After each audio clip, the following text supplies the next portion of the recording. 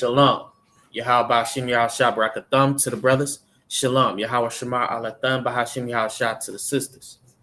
The precinct officer Warrior Allah of the I.S.U.P.K that started off 125th 1 West Harlem, New York in 1969 under the commanding general Yahanna.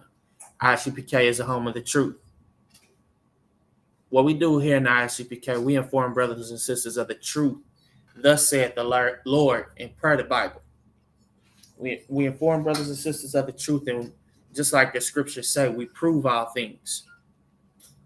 So we're just going to break down a lot of misconceptions concerning things in the Bible and things that's taught about in the Christian church or even taught against in the Christian church. Y'all bear with me.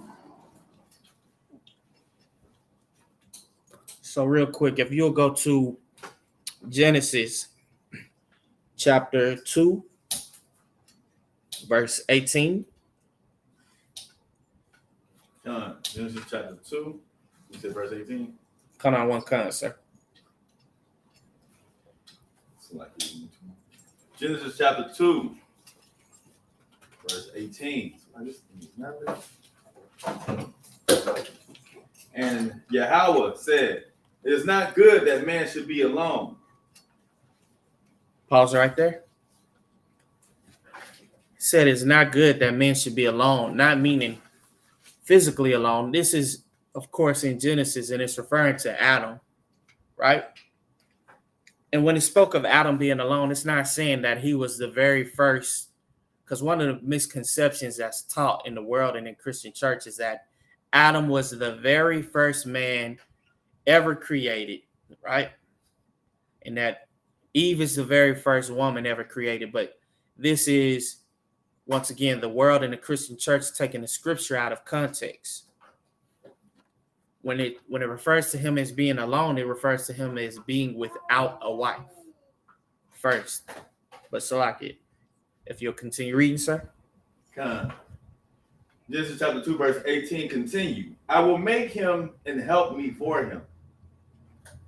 The scripture says, I will make him a helpmeet for him.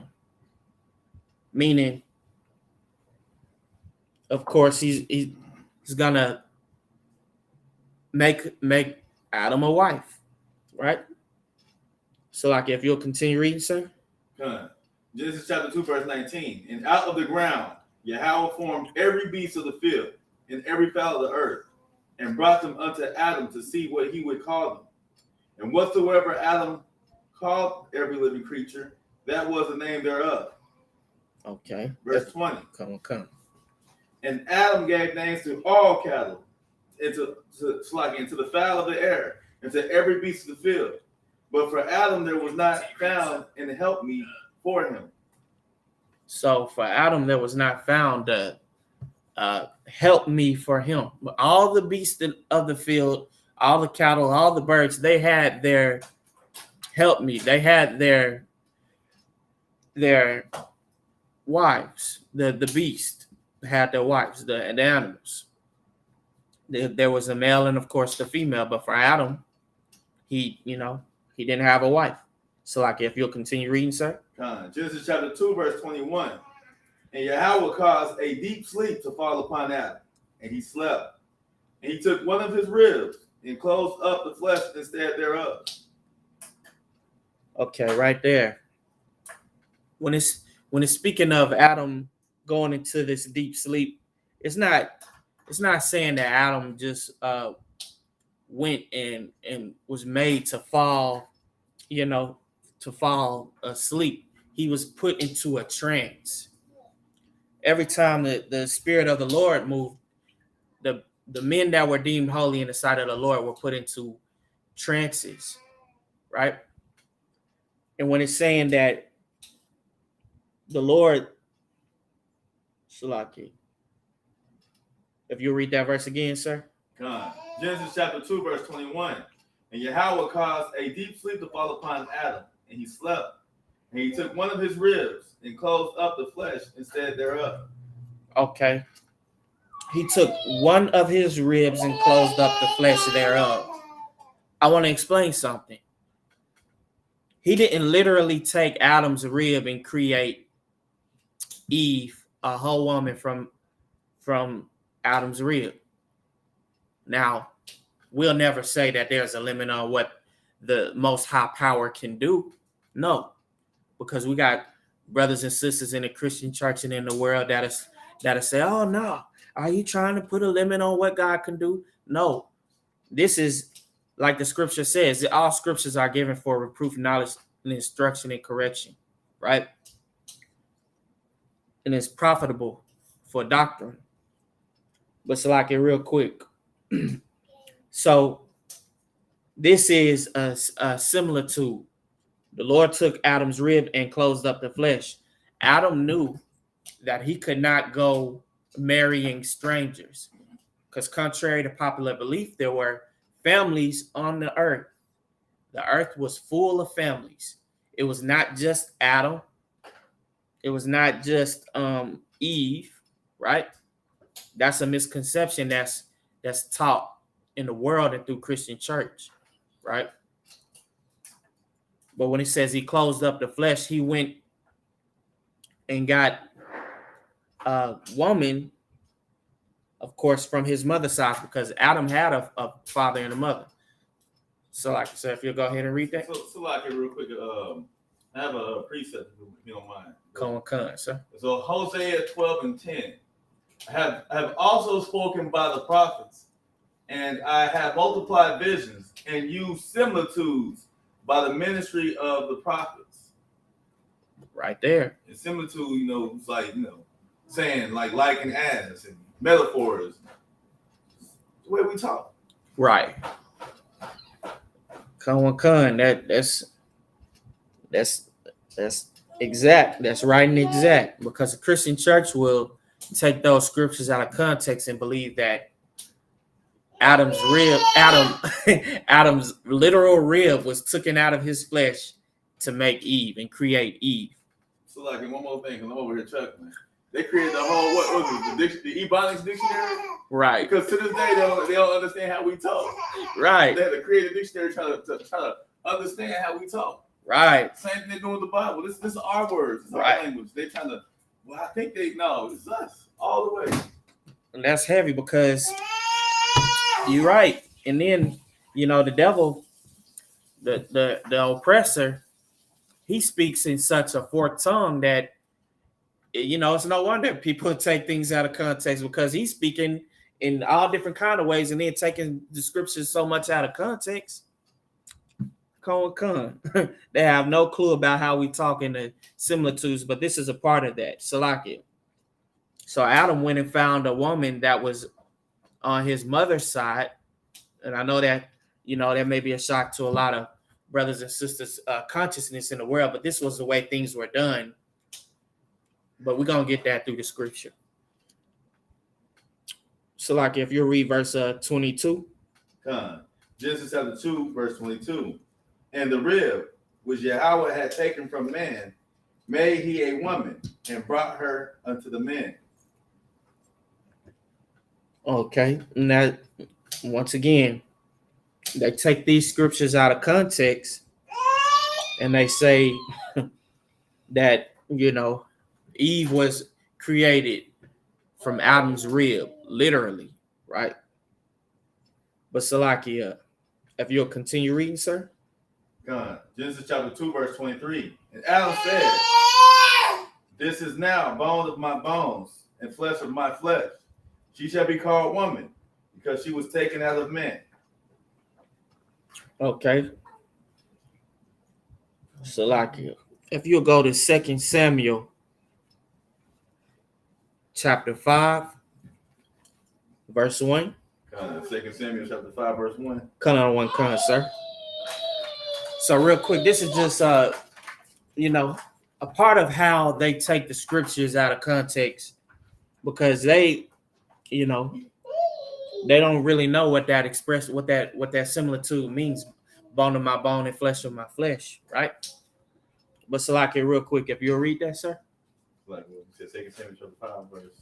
Come on. 2 Samuel chapter 5, verse 1. Okay. 2 Samuel chapter 5, verse 1. Then came all the tribes of Israel to David unto Hebron, and spake, saying, Behold, where are thy bone and thy flesh? Slack. Read it again. Slack. 2 Samuel chapter 5, verse 1. Then came all the tribes of Israel to David unto Hebron, and spake, saying, Behold, we are thy bone and thy flesh. We are thy what and thy what? We are thy bone and thy flesh. We are thy bone and thy flesh. Salakia, will you start over reading that so they can just know who was talking to David? 2 Samuel chapter 5, verse 1. Then came all the tribes of Israel. Of who? All the tribes of Israel. All the tribes of Israel, right? But Salakia, real quick, if you'll go to Deuteronomy chapter 7, and I believe it was verse 3. Come on. Chapter 7, verse 3. I just want to point this out to so many brothers and sisters in the world, because if you're a so-called black man, native Indian man, and Hispanic man, this is further proof of the way that we lived in our culture before the oppression and before the hard bondage that was put up on us, the harsh conditions that were put up on us. This is the way that we live. Thus saith the Lord, because this was the ordinance of God. And Adam, of course, being the very first man after the Lord's own heart, well, he understood what was required of him. But Salaki, if you'll go ahead and read that, sir. Deuteronomy chapter 7, verse 3. Neither shalt thou make marriages with him. Thy daughter thou shalt not give unto his son, nor his daughter shalt thou take unto thy son. Okay, real quick. Salaki, if you'll go ahead and continue reading. Deuteronomy chapter 7, verse 4. For they will turn away thy sons from following me, that they may serve other gods. So will the anger of Yahweh be kindled against you, and destroy thee suddenly. So just for context, that them that they're speaking of are the other nations, people outside of the children of Israel, right? It was a part of our original culture and our commandment from God that we didn't make marriages with people outside of the children of Israel, which is why the entire congregation of Israel said to David that we are bone of thy bone, Salaki. They said, yes, we are bone of thy bone and flesh of thy flesh, right? Just for context, so that brothers and sisters don't be deceived or don't be led astray. You understand? Taking it too literal. Right, or taking it too literal. Taking it too literal, right? But Salaki, real quick, if you go to in the Apocrypha Ecclesiasticus 36 and 24, because we've been put under such harsh conditions as a people that they intended for us to have zero allies, even our own women. For our women to be completely, what's that word? Contentious. The water. Contentious. Argumentative, in the wrong spirit, worried about the wrong things, right? You have to deal with all the stress of this so-called system in this world. And then, you got the weight of the world. You got jobs and you got oppression. You got to swallow your pride. You got to work for these oppressors and deal with any and all the ins and outs that they have with their mind or their mental illnesses. You understand? Their dissociations and all of these things. You have to deal with your own brother looking at you with an evil eye, right? You have to deal with, I'm talking about in the world. And you got to deal with all these things. You got to deal with all the hatred of the world and all these things. And then just to come home and not have an ally, even in the woman that you laying with. That's You know, that's the way that they set it up to be. Because in the Willie Lynch letter, there's an entire segment alone on the black woman about how they wanted to break her in the same way that they would break a horse, so that she would raise broken children and perpetuate a state of in a never-ending loop of oppression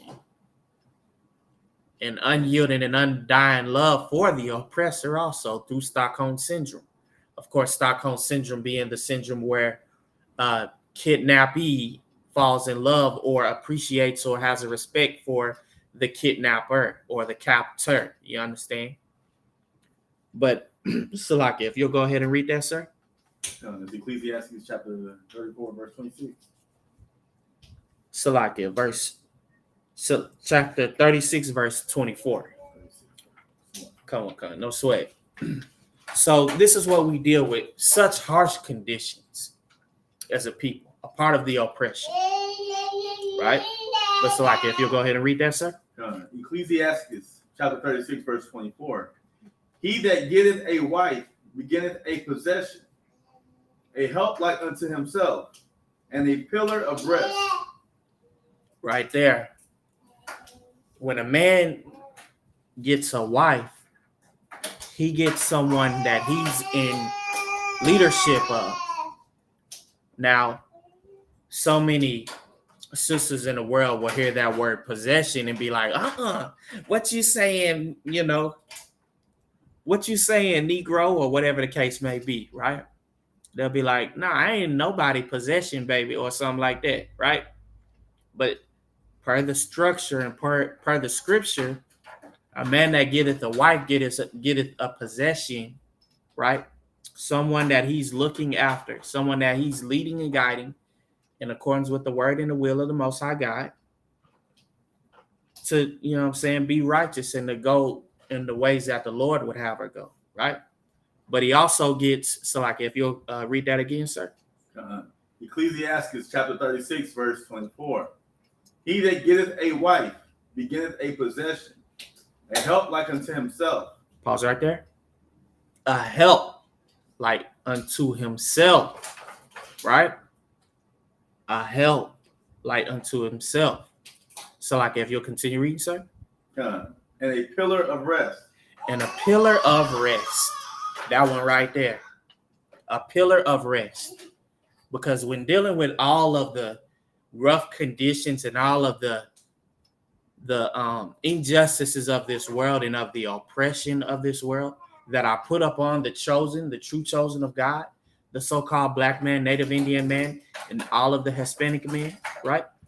Including Haitian and Jamaican, right? We have no rest. We've been put in such rough, harsh conditions and such injustice and such what's it called? Systemic racism, right? That we don't have rest. Even to the point where we have brothers that perpetuate the ideology of self-hate. So we deal with brothers that deal with self-hate that's also going to hate us. We deal with our oppressor. We deal with all the issues and conflicts of this world, all the past traumas that we may have, right? But a man that finds a wife finds a pillar of rest unto him. Every insult ever created was made to leave an emotional scar on the so-called black man, Native Indian man, and Hispanic man. A psychological scar, a physical scar. You understand? Through hard bondage and through the rough conditions, through the injustices, right? But Salakia, a man that finds a wife finds a pillar of rest, right? But Salakia, real quick, if you'll go to Proverbs chapter 18, verse 22. So it's crazy how it is out here because, the way that the oppressor laid things out to be would be that the so-called black man, native Indian man, won't even have an ally with his brother, won't have an ally with the strangers. They won't have an ally with their own wives or with their children. You understand? So, this. So, like, if you'll go ahead and read that. Real quick, this is hear what you're saying, because when you said a man who findeth a wife beginneth a possession, women don't want to hear that. Right. Definitely them Christian women like, well, right there, a guy wasn't talking about, only he was just talking about you found something good, and as far as them, they self-focused, you know what I'm saying? When you're dealing with a Christian woman, what can you do for me? Which is why we see the divorce rates in Christianity higher than ever. Right. It ain't about serving the Most High God, it's about serving self. And these women are something else, boy, they'll take the children and run. They'll let us say something, husbands love you, right there, and they gone. Right. Right. But see, that's a part of that picking and choosing, right? And then, they'll try to say things like, oh, well, y'all picking and choosing, right? That's what they'll say. They'll say that we picking and choosing, but we only following the oracles of the Most High God, only following the scriptures of the Bible, right? But, and not taking it out of context, because here in the I.S.U.P.K, we actually understand the Bible, right? But Salaki, if you'll go ahead and read that, sir. Proverbs chapter 18, verse 22. Whoso findeth a wife findeth a good thing, and obtaineth favor of Yahweh. If you'll pause right there. So that right there, that'll be when certain brothers, a lot of brothers in the Christian church and in the world, and sisters will say, oh, close the Bible, throw it up, lock it away. Lock it up, throw away the key, right? This is what they'll say. They'll say these things. They'll say just, oh, close the Bible, lock it, throw away the key, right? So this is the ideology that they push. Oh, a man that finds a woman, find a good thing, close the Bible, that's it, that's all. Like, but I hate to say it, and it's unfortunate, but even through the Willie Lynch letter, they have raised and tried to perpetuate our women to be not women, if that makes sense. They try to keep them in a state of being underdeveloped and being in contention with their men, with their husbands, right? This is something that we see on a constant basis. But Salaki, if you'll continue reading, sir. Proverbs chapter 18, verse 23. The poor uses entreaties. Salaki, if you'll read verse 22 again. Proverbs chapter 18, verse 22. Whoso findeth a wife findeth a good thing, and obtaineth favor of Yahweh. And obtaineth favor of the Lord, of God. But Salaki, real quick, if you'll jump to Proverbs 31 and 10, because, this is a famous scripture that brothers and sisters in the world like to, like to liken every woman in existence unto, without it really holding validity to who she is, or, stuff like that, the deification of women. And even Salaki, I'm gonna try to find the article on it, but even like in the proposal rituals that they started culturing into this society, where a man has to bow down and grovel, can't even look his woman, got to get down on one knee, can't even look his woman in the eye and grovel to marry her. That right there is actually deification of the woman, but it's also a Babylonian tradition. Well, I'm gonna try to find that article on there real quick. It's like, if I can. What you're saying is so heavy, because it's like, in this world, you've been taught to reward the woman, even though she's far left as far as being ungodly. She can be hateful. She ain't got to be just straight up wicked, but she can be hateful and just contentious and not want to move as a husband wants to move. But as soon as a day come around like Valentine's Day or Cupid's Day, that she looking for a gift. If you ain't getting one, she feeling some type of way. Right. So the man's been conditioned to take all this verbal and abuse and psychological abuse from this woman, for him to then turn around and reward her by getting her gifts and showering her and praising her. It's just this world, man, it's crazy. Right. And it's unfortunate. It was a brother I know in the world that, he was at work and he saw a young lady, she looked nice. She kept walking back and forth, smiling, So he said, "Hey, I see how you doing? Like you smiling, walking back and forth. You just smiling, like, can I help you with something?" And she was like, "Oh, I forgot something." Oh, he said, "Oh, that's what it was," and he walked off. She wanted him to, speak to, approach her, but she wanted him to do all the work and didn't say what it was when he addressed her.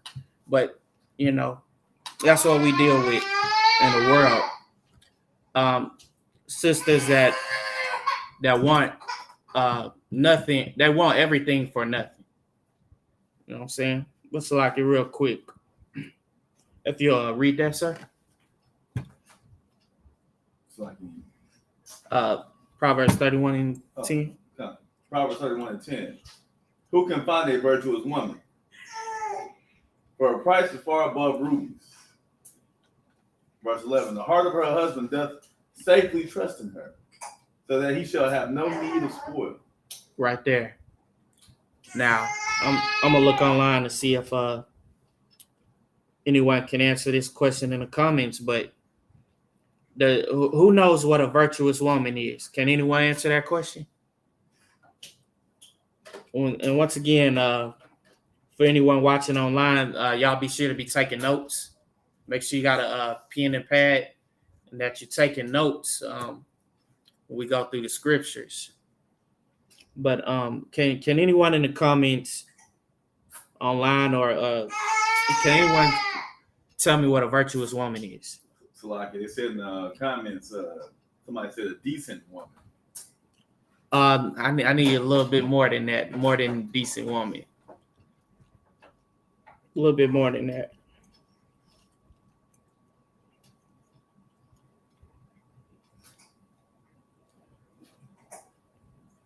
Can anyone? Let me see. Can anyone tell me what a virtuous woman is? It's like, okay, decent woman. I see that one. So if we look at if I may, if we look at the definitions and dictionaries of the world, they're going to give the worldly version of what they believe a virtuous woman is. But a virtuous woman is a woman who does the will of the Most High God, and by doing the will of the Most High God, she's unto her husband. Her sole duty is unto her husband. Right. To please him. By opposite of what the world says. The world says is a man supposed to please a woman. It's actually a woman who's supposed to please a man. And if I may, right there where it says spoil, he need of no spoil. It means he don't need no money. Right. She got it. He ain't got to worry about it. She got it. Type deal. Right there where it says spoil. He has no need of spoil. Right. She's going to take care of it all. Right. That's her duty. That's right. But then again, we're in America. It's a lot. Right. And brothers and sisters in the world love to use that year excuse. Whatever year it is, it's 1979. Dispensation. Right. Or they use it in the Christian church, they love to use that word dispensation. Right. But they'll say, oh, it's 2020, or it's 2025, or it's 2030, right? But a virtuous woman is a woman whose desire is unto her husband, and it's also a woman that is skilled. Now, whether that skill be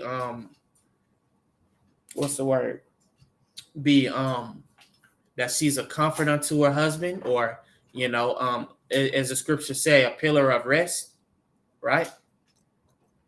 And you understand, just a true blessing. you know. But Salaki, real quick, if you'll jump down to verse 30. Proverbs chapter 31, verse 30. Favor is deceitful, and beauty is vain. But a woman that feareth Yahweh, she shall be praised. A woman that feareth the Lord shall be praised. Now, by and large, a woman that feareth the Lord, her desire is going to be unto her own husband. But also, we're going to get that scripture. Salaki, if you'll go to, forgive me, 1 Corinthians chapter 11, verse 3, because sometimes they get order, they take it out of context. I heard Steve Harvey say the other day that it's never 50-50, that it should be 15-85, with the man being left with 15 and the women being left with 85, right? But it's a requirement of the Most High God that men rule over their household. And even with children, it's going to affect the self-esteem of the children when they see their mother not submitting herself unto their father, right? But Salaki, real quick, if you'll go ahead and read that, sir.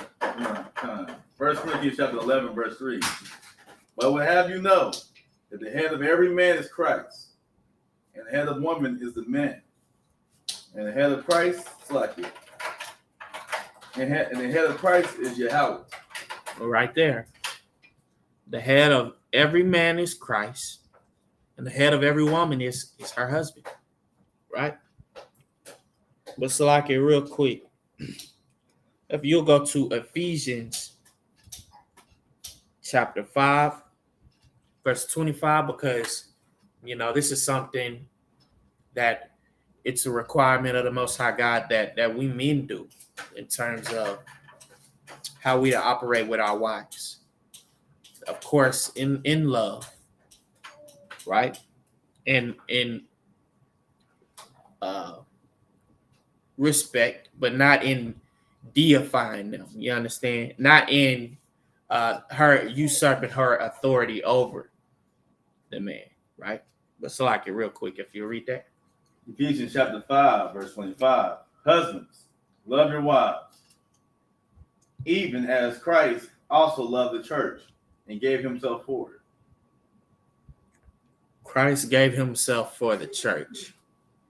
So naturally, we are to be willing to die or kill for our wives if necessary, right? It's a lot of brothers that work, work jobs that it's a dangerous field, and there's no guarantee that the brother will make it home every single day. So it's important and imperative that our sisters are in the right spirit in terms of, first and foremost, being with a righteous man, being with a man that's seeking to please the Lord. Because unfortunately, it's so many brothers that's not even trying to do that, not seeking to do what's pleasing in the sight of God, not trying to, don't have the mind to, meaning it's like the scripture says, it's like their mind is given over to a reprobate mind, which is unfortunate. So like if I may come. Piggyback on that precept, because it says, husbands, love your wives, even as Christ also loved the church. We understand, so like if I may, in the Bible, it explains love to be keeping the commandments. Right. But it's not even that, it goes even deeper, because in the scriptures, it says the scriptures for reproof, correction, and instruction. Right. But husband loves his wife, he's going to correct her. He's going to give her instruction.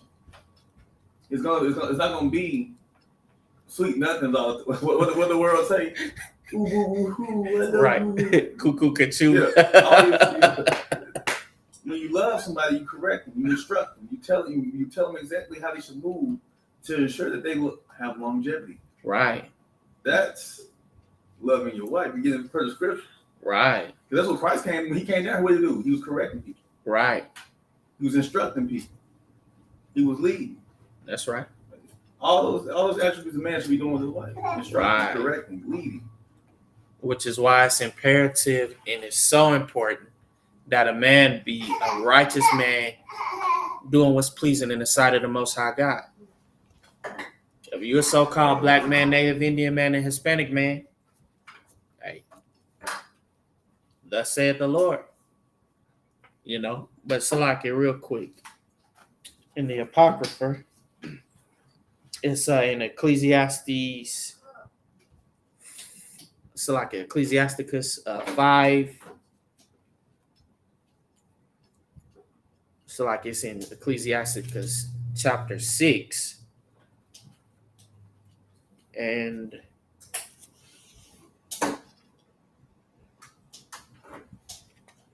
Salaki, 1 second.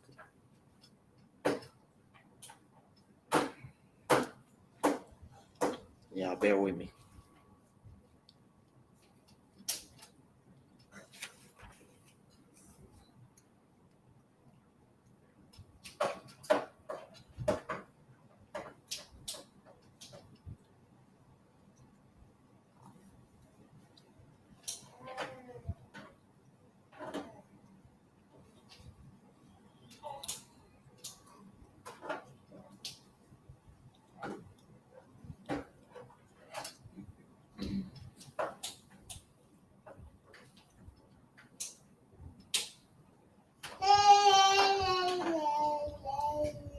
You know what it says?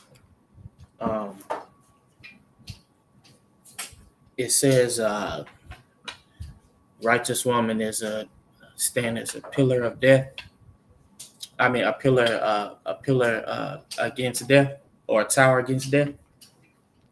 Salak.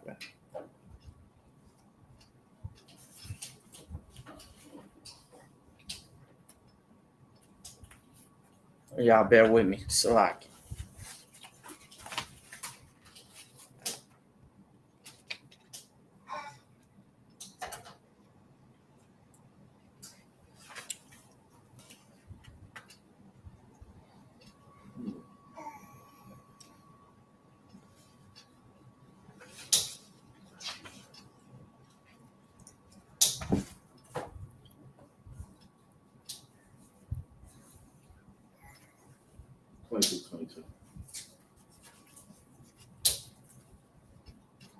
Salak, if you go ahead and read that, sir.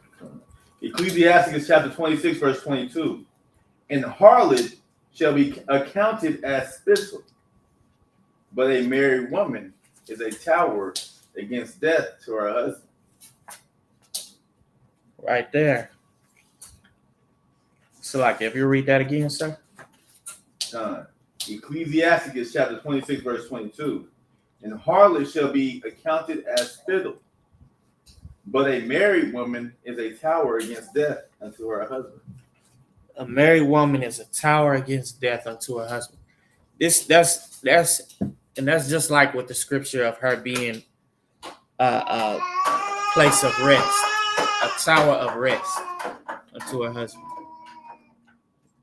She's going to help him to not be stressed. She's going to be a help unto him, and she's going to, of course, have her desire is going to be unto her own husband. But Salaki, real quick,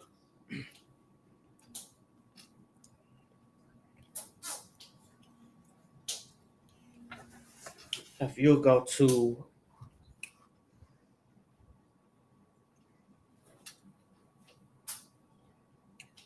Ecclesiasticus 26 and 25, because we got so many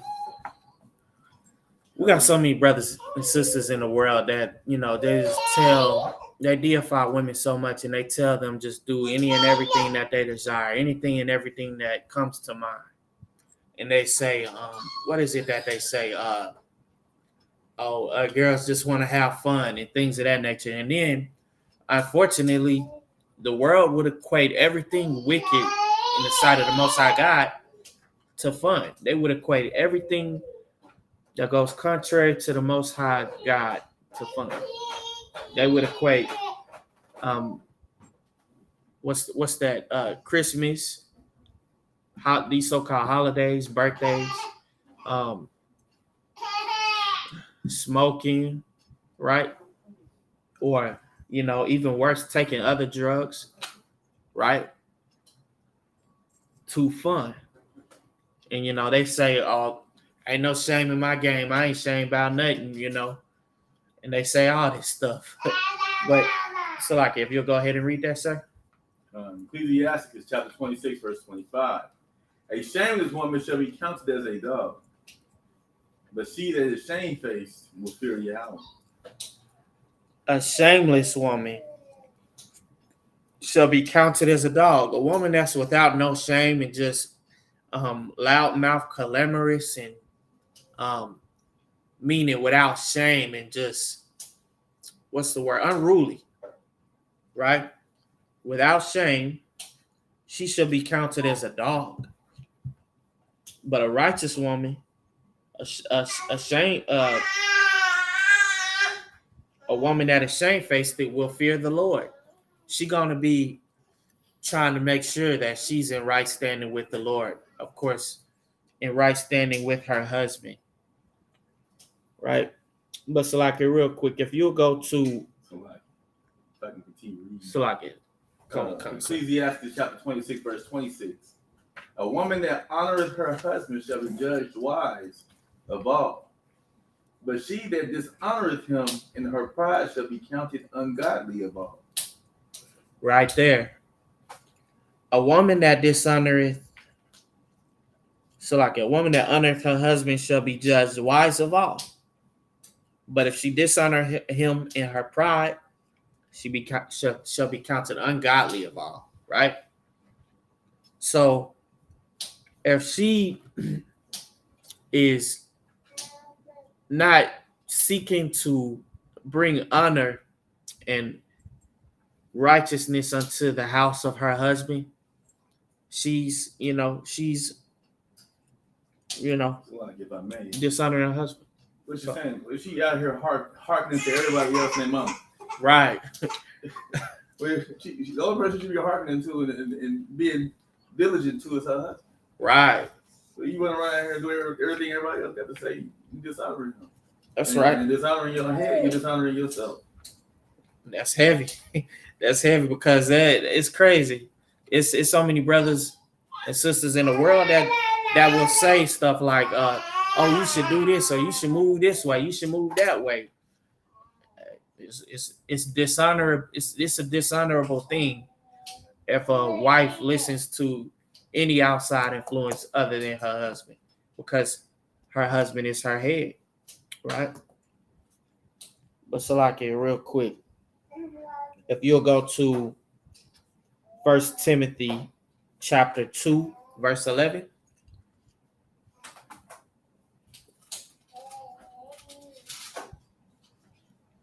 Timothy chapter 2, verse 11. Let the woman learn in silence with all subjection. Let the woman learn in silence with all subjection. Unfortunately, you can't even run into a sister at the gas station and say hello to her without her trying to overtalk you and stuff. It's unfortunate, but this is ideology, and this is a dissociation that you'll see in the world constantly, right? She'll try to overtalk you, and she really, want to say what she wants to say, and she's not really willing to learn. If you telling her something to inform herself, to inform her. But Salaki, if you'll continue reading, sir.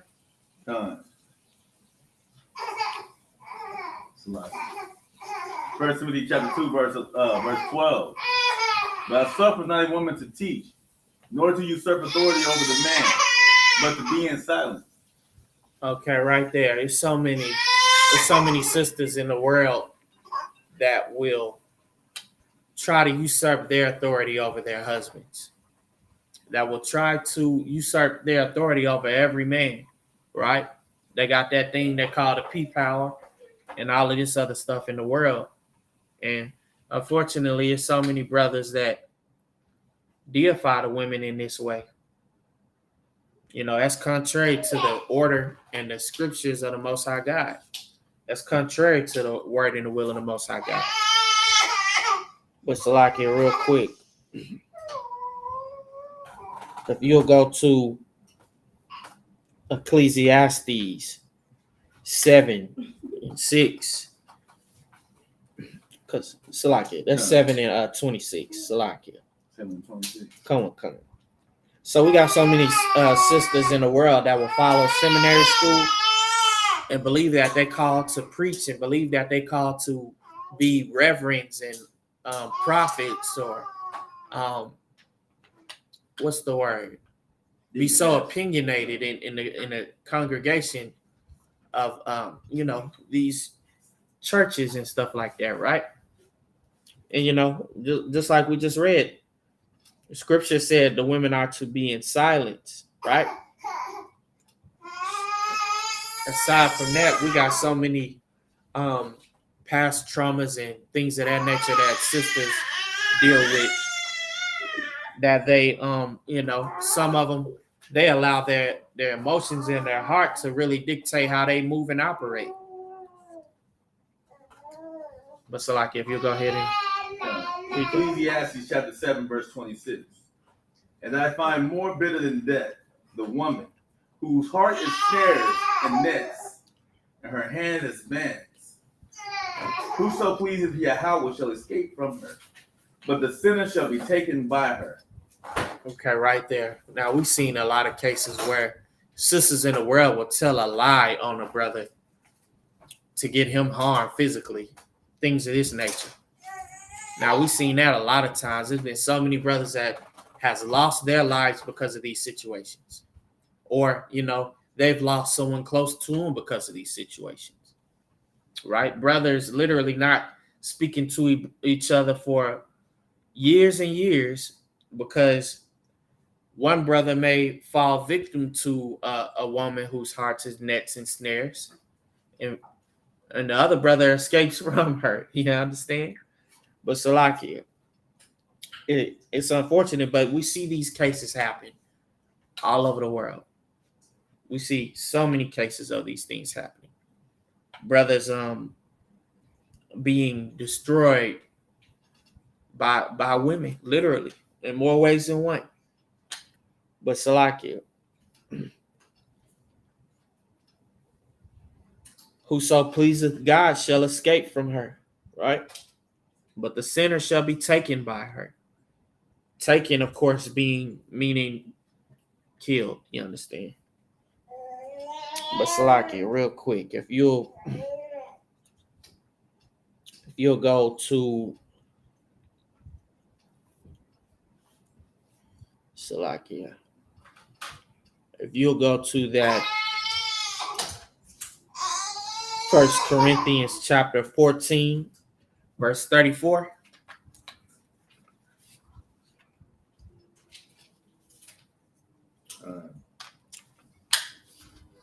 This is why it's so important to be a man that is, you're a so-called black man, Native Indian man, Hispanic man, to be seeking to please the Most High God and do what's pleasing in the sight of the Most High God, keeping the law, statutes, and commandments, and coming into the truth under the commanding general Yahanna, the I.S.U.P.K. You understand? But Salakia, if you'll go ahead and read that, sir. 1 Corinthians chapter 14, verse 34. 1 Corinthians chapter 14, verse 34. Let your women keep silence in the churches, for it is not permitted unto them to speak, but they are commanded to be under obedience, as also saith the law. They are commanded to be under what? Obedience, as also saith the law. No, they're commanded to be under however they feel. Under obedience, as also saith the law. They are commanded to be under obedience, as also saith the law. Women are not permitted to, be pastors or so-called reverends and all these things, but to learn in silence in the churches, right? Like the scripture says, I suffer not a woman to teach, right? This is the structure and the order of the Most High God. It is a requirement of God that a man rule his household and that we follow the oracles of the Most High God. Thus saith the Lord. But so like, if you'll go back to Proverbs 31 and 30.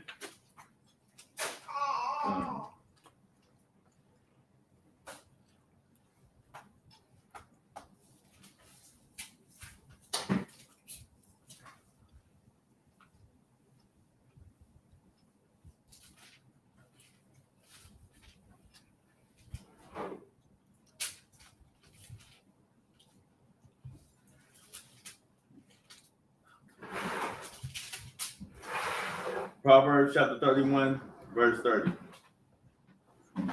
Favor is deceitful, and beauty is vain. But a woman that feareth the Yahweh shall be praised. Favor is deceitful, and beauty is vain. But a woman that feareth the Lord shall be praised. So like, if you'll continue reading, sir. Proverbs chapter 31, verse 31. Give her of the fruit of her hands, and let her own works praise her in the gates. Let her own works praise her in the gates, in the congregation, right? No vainglory, no trying to be seen of anyone else, no, trying to usurp her authority over her husband, none of these things, right? This is thus saith the Lord. But Salakia, that was all on that, right? Con. But Salakia, that concludes my class. I'm gonna do these security announcements. Bear with me.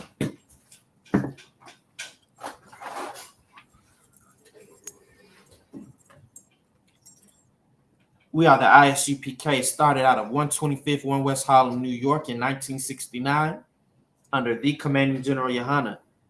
Rule for new brother and sisters. When a new brother and sister come into the school, they are off limits for 6 months. They are to be saluted only.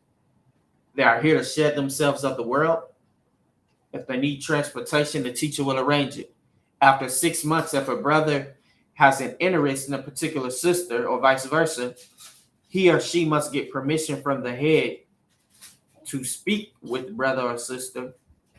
Another 6 months in which the brother and sister will court each other. After this 6-month period, the brother and sister will get permission from the head to marry. Tithes, which is a commandment found in Numbers chapter 18, verse 21, and Malachi chapter 8, chapter 3, verses 8 through 10. My Isupk, which means 10th in the Hebrew, 10% of every penny of the increase that the Lord gives you, give to the Treasury Department or the teacher priest fund. Free will offering, not mandatory, whatever, the brother or sisters, whatsoever the amount they'll give. Men of Israel, Maja Shabbat, Elijah, Barak, Yahweh Shem Yahshua Brakatham. Yadim Matah, Sar. Turn to the sisters. Courtesy salute to the sisters.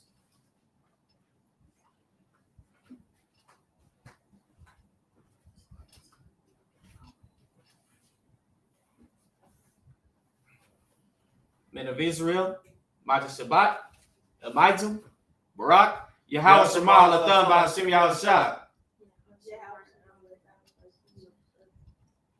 Yadim Matah, dismissed.